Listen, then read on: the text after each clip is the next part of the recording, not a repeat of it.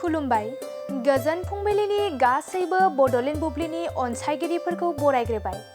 दिनै 11 मार्च समबारनि फानजामुथिखौ फरायथिनो लादों आं उदांस्रि मोसाहारिया। फानजामुथिनि गिबियाव दं मेष राशि। नोंथाङा दावबायनो गोसो गैयाब्लाबो दावबायनांनो गोनां जानो हागौ। गोसोआ मेंखांनाय मोनगोन। बृष राशि। माबा मोनसे मोजां हाबा मावनानै मुं गोसारनो हागौ। मोजां सान जागोन। मिथुन राशि। मावनो लानाय खामानिफोरा जाफुंनो हागौ। गोसोखौ गोजोननाय मोनगोन। कर्कट राशि। साननायफोरा फेलें थांनो हागौ। गोसोखौ असान्थि मोनखांगोन। सिंह राशि। खामानिफोरा मावब्लाबो जोबस्रांनाय नङा। देहाखौ जोबोरैनो खस्थ' मोननो हागौ। कन्या राशि। हास्थायनायखौ मोनफुंनो हागौ। रंजा खुसियैनो समा बारलांगोन। तुला राशि।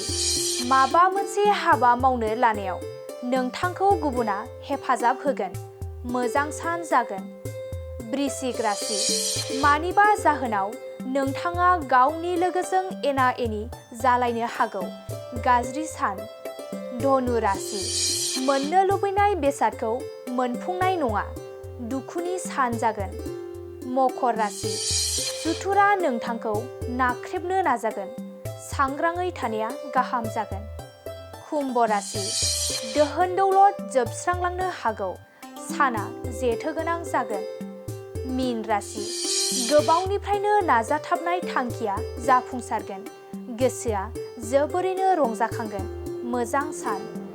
दिनै सानसेनि राशि फरायथिनायाबो एसेनोसै। आसा खालामो नोंथांनि दिनैनि साना मोजाङै मोजां थांगोन। बेखौ बड'लेण्ड बुब्लि नखरनिफ्राय मिजिंथिबाय। दानिया फैदो नोंथांनि फानजामुथिखौ बड'लेण्ड बुब्लिनि हेफाजाबजों मिथिना लानि। गोजोन्थों। साख्रि नागिरग्रा सुबुंफोरनि थाखाय गोजोनथाव खौरां। गिबि खेबनि थाखाय आरबि मेथामेटिक्स सेन्टारा बाक्सानि सदर मसलपुराव गासै कम्पिटिटिभ एग्जामनि थाखाय गोदानै कचिं सेन्टार बेखेवनो थांगासिनो दं। जायफोर सुबुंफ्रा गोजान जायगायाव थांनानै कम्पिटिटिभ एग्जामनि थाखाय कचिं लानो हायाखैमोन बिथांमोना बे बारनिफ्राय बे कचिंनि खाबुखौ आरबि मेथामेटिक्स सेन्टारनि जोहै मसलपुराव मोननो हासिगोन।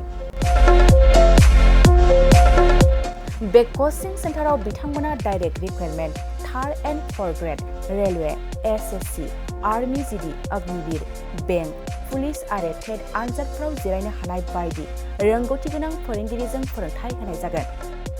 बे कचिं सेन्टारनि सोमोन्दै आबुङै मिथिनो थाखाय 9101 450 597, 6900 5847 14 आरो 9365 1322 जानबुं अनजिमायाव खौरां लानो हागोन।